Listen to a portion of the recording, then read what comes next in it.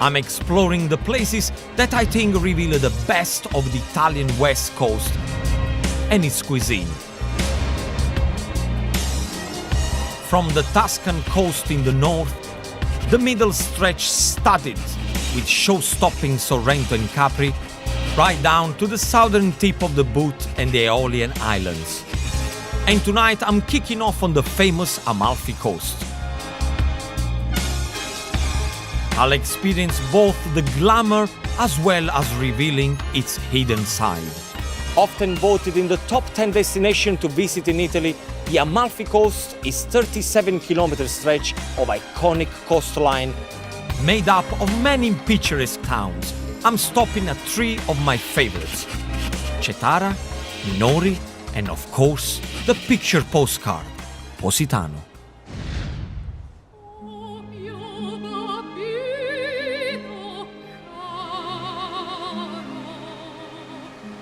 The seaside town is characterized by its pretty meandering streets that lead down to the beach.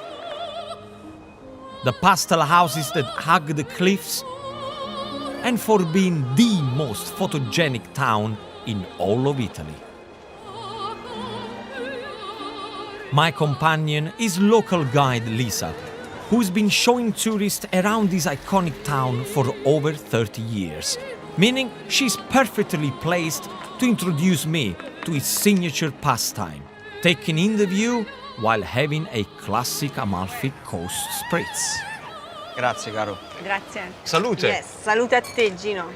Usually they give you the Aperol spritz. We're on the Amalfi Coast, Gino, so we've that- taken out the Aperol and we've put in the limoncello. Limoncello is the lemon-flavored liqueur that hails from this area. Oh, really get the lemon in and the limoncello. Get first the lemon in and then the alcohol. Oh. While we sip our spritz, Lisa tells me how this became the #1 place to visit.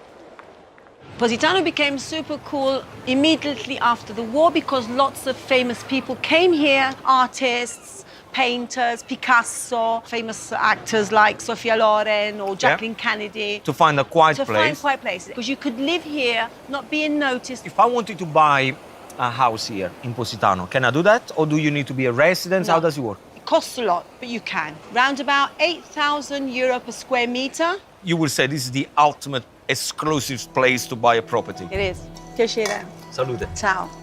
As much as I'm enjoying the spritz, the best way to really appreciate this coastline is to charter a boat from Amalfi town itself and head to open blue water.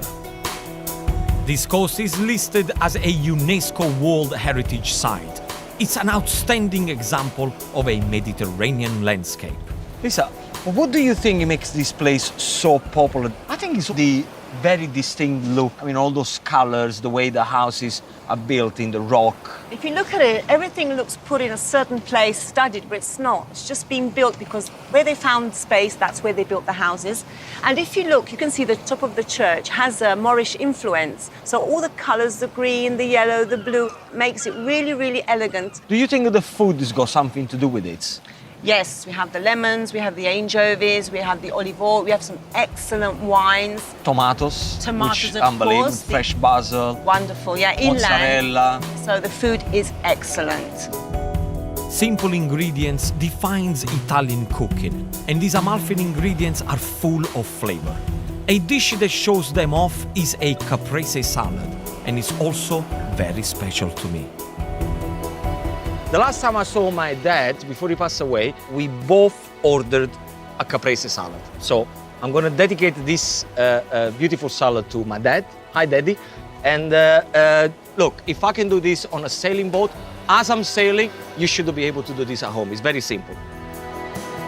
And to make a caprese salad, you must get the right ingredients. These are the kind of tomato I'm looking for. These are called San Marzano, which you can get in the UK. Roughly cut them into a large bowl. Just cut them like that, look. Like that, beautiful. That's it. Now, let's talk about the mozzarella. I'm just gonna make a cut. Look at the amount of milk that comes out of a mozzarella. When you see that kind of milk, you know that you have a good buffalo mozzarella. For me, this is the perfect starter to any Italian meal. Always stir basil to maximize its flavor. This is gonna give the beautiful aniseed flavor that the basil gives into the salad. Good quality extra virgin olive oil. Drizzle goes in. I then season to taste. Mix, and ecco qua, a simple yet flavorful salad. Lisa, come on, Coming. bring the glasses. I've got a bottle of prosecco, which should be nice and chilled. Oh yes. Salute. That's it. Prosecco is ideally suited rather than wine, as the fizz complements the creaminess of the mozzarella cheese. Nothing better than a cold glass of prosecco in the sunshine with a nice caprese salad. As a keen sailor, I love drifting along this coast, but I want to show you an unexpected side to this coastline. 1 second. I'm not actually sailing. I'm You're just, not? I'm just pretending. You eat the salad. But it looks good on camera.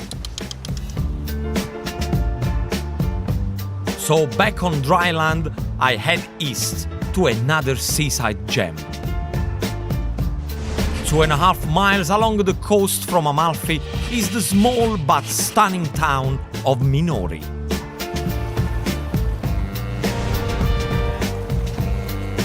Now, let me give you a tip about this beautiful little town of Minori. I used to come here when I was at catering college, and just around the corner, you have the town of Amalfi, Positano, Sorrento, you know, all those glamorous towns that everybody knows about it. In my opinion, this is as good as, and trust me guys, it's definitely less expensive. This tiny town, not even 1 square mile, is home to just under 3,000 people. It's a great example of a place that's held its traditions dear, as it's celebrated as the birthplace for fresh pasta. One Minori family still produces the town's local specialty, a unique handmade pasta using ricotta cheese. So I'm in Claudia's kitchen to get a masterclass in making the delightfully named dunderi. Okay, dunderi. Should we do Let's them? do this. So here I've got 400 grams of ricotta, and I'm putting obviously. Foreglio. Yes. Grazie. Bit of pepper. Now this is to taste. And then I put a pinch of salt. And then 15 grams of Parmesan cheese. Parmesan cheese, 400 grams of ricotta cheese. Nutmeg To taste. to taste. Everything is to taste. Sì, Everything is certo. to taste. Very willy-nilly, as we say in English, right? What'd you say in English? Willy-nilly. Willy-nilly. Willy-nilly. You must be familiar with willy. And nilly is... Willy? You know that nutmeg is aphrodisiac, don't you? That's it? enough.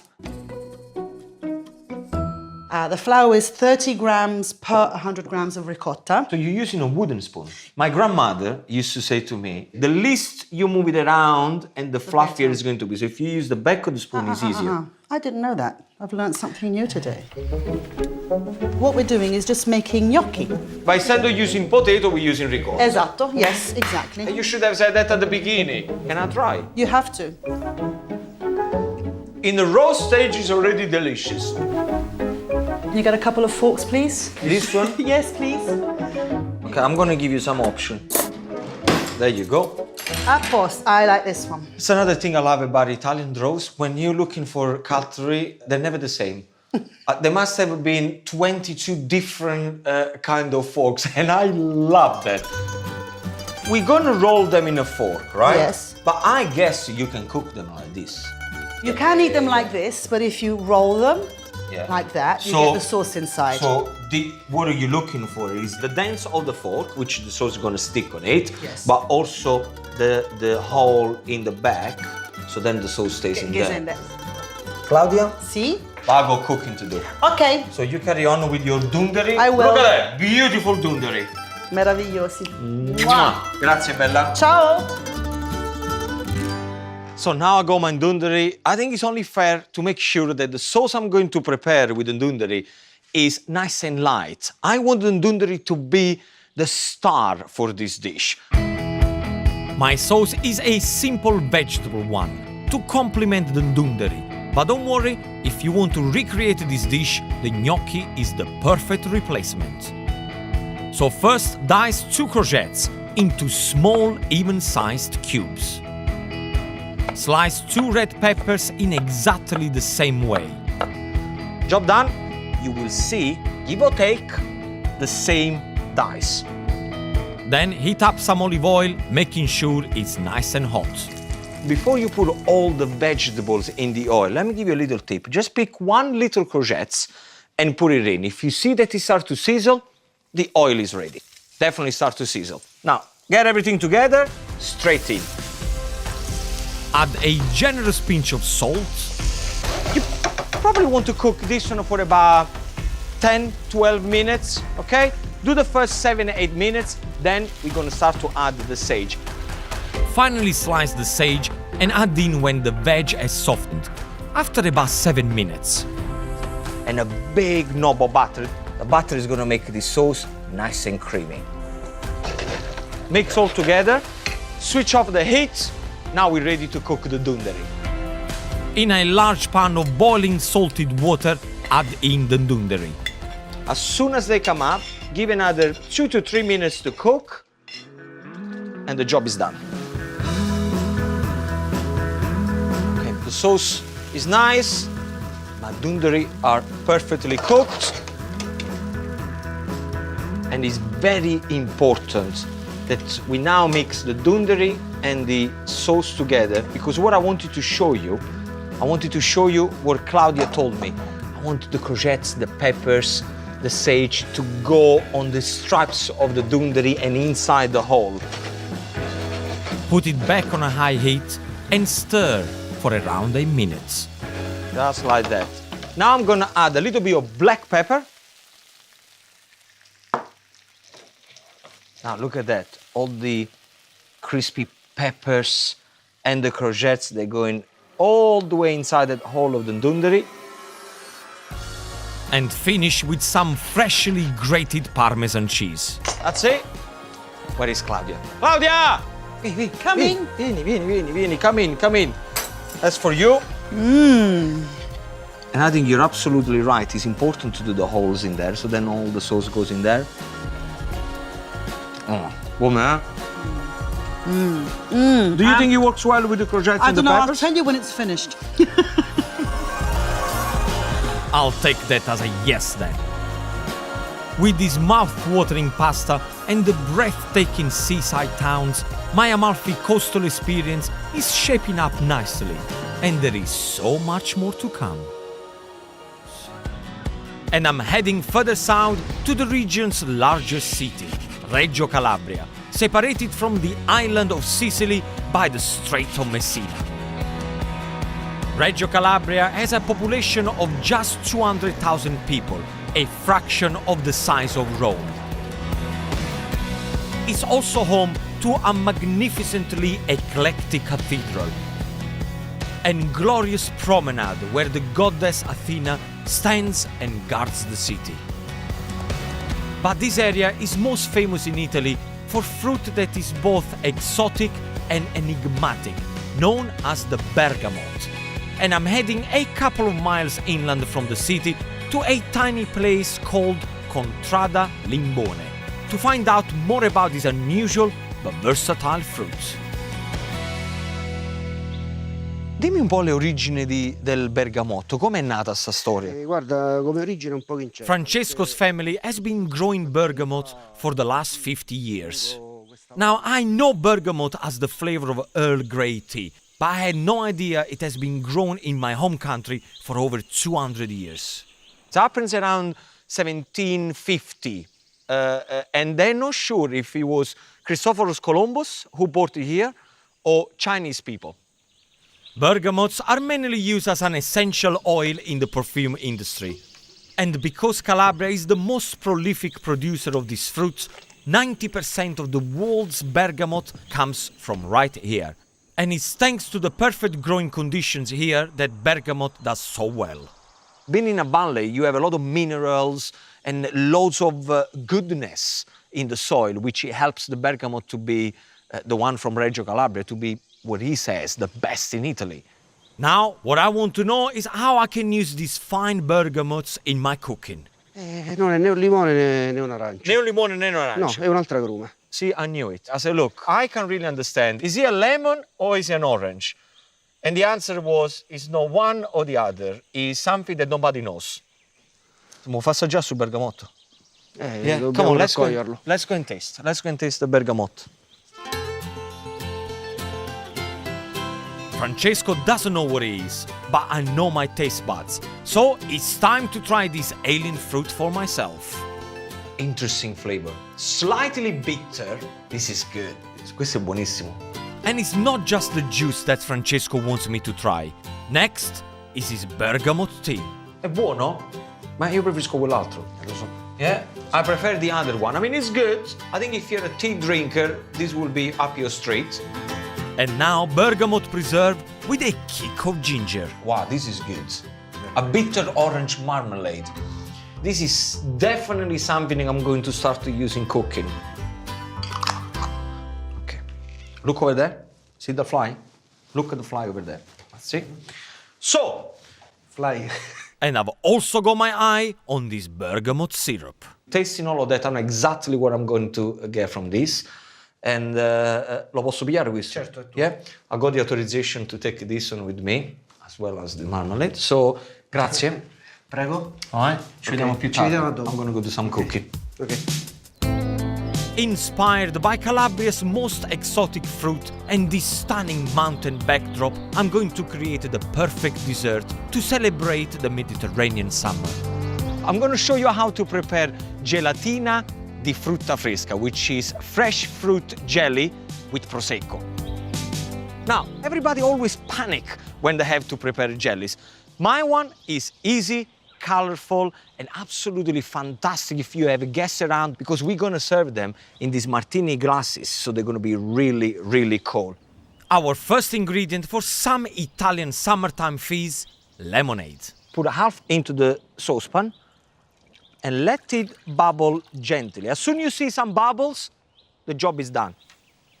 Then I got a bottle of Prosecco. Got a good quality Prosecco. Remember, if you get a Prosecco that is not very good, your jellies are going to suffer, all right? So make sure you open at the last minutes.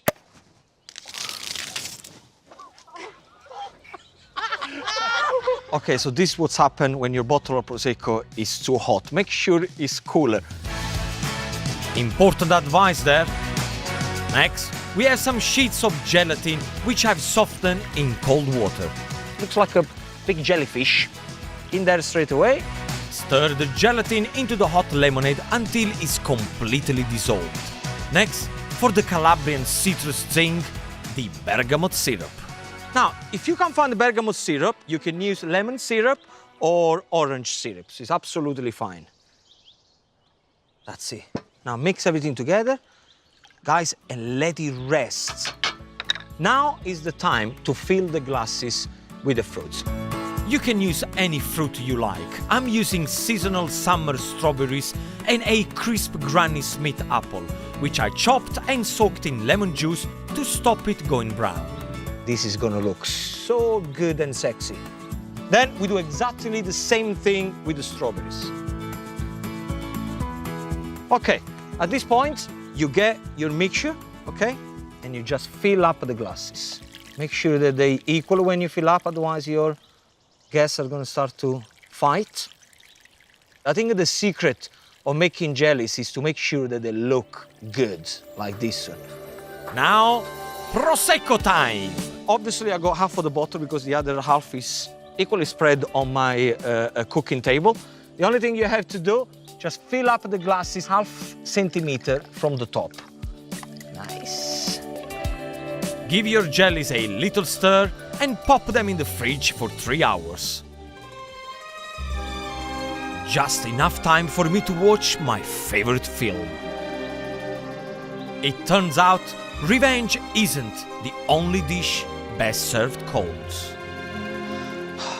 I love that movie. Now, 3 hours have gone by, and look what's happening here. Wobbly, wobbly, wobbly, wobbly. That's what you want when you get a good jelly. Now for an offer you really can't refuse, a fresh, silky topping of whipped cream and mascarpone cheese. So put in there, and slowly work the mascarpone into the cream. Flavor your cream mixture with vanilla seeds or vanilla extract and spoon onto each of your fruity prosecco jellies. I got some bergamot, candied peel, and fresh mint leaves. Nice and beautiful. Look at that. Huh? My refreshing prosecco jelly with a surprise citrus twist sums up the unspoiled Mediterranean coast perfectly. Every year, 4.1 million Brits visit Italy and its Mediterranean coastline for a dose of sun, sea and sand and a taste of la dolce vita. I kind of see why you guys want to come here on holiday. But now I want to share with you, as a chef, amazing food stories. Tonight, I'm off the northern coast of Sicily, exploring the stunning Aeolian Islands. Officially part of Sicily, the Aeolian archipelago is the cluster of 7 volcanic islands, the most famous of which, Stromboli, still blows its top. Speckled with quiet coves and glittering towns, these breathtaking islands attract a mixed crowd, from the mega-rich to nature lovers. I've never been to these islands before, but they got loads to offer. And 2 islands I'm really interested to show you is Salina and Panarea. Panarea is famously the sparkling diamond in the Aeolian Islands. But my first stop is the lush green island of Salina, an hour-and-a-half boat ride from Sicily. Salina takes its name from the Italian word for salt, because of the salt lake here. Measuring just 10 square miles, is the second largest Aeolian island. Salina is perhaps most famous as the setting for the iconic film Il Postino, shot in Pollara, where the breathtaking views make it the ultimate place for a sundowner. But the island's showbiz connections don't stop here, so I'm heading to Lingua, a small town with a big reputation. My first stop is a cafe that sums up Italian island life. It's the perfect place to try Salina's signature sweets, and I've heard it's so good, it's got loads of famous fans. If the Sicilian summer has got you hot and bothered, Café de Alfredo is the place on Salina to cool off. Alfredo's is renowned for their top secret version of a classic Sicilian dessert, granita. And owner Piero and his family have been making it for nearly 40 years. Granita is a typical Sicilian dessert, and we use only fresh fruit and sugar and a little bit of water. That's it? That's it. And you get people from all over the world to come and eat it? Many people. What kind of people? Go on, tell me what kind of people come here. I remember Robert De Niro, he used to come here very often. Then the Dolce Gabbana also, and Naomi Campbell. She liked granita very much. She had 3 or 4 granita when she came here. Okay, now I'm curious. Can you order some granita? Okay. Now, I've had lemon granita before, but with 14 new flavors to choose from, I've asked for the one that keeps the A-lister coming back. Strawberry, pistachios, and vodka. Are you trying to get me drunk or something, Jessica? Okay. Okay. So, we're trying the famous... Do we need One to is use straw? mine. Oh, okay. One straw is mine. One straw is yours. All right. Okay. You start. No, you start. No, You we can start together. Oh, wow. Oh, you want to be romantic? Let's be Yes, romantic. okay.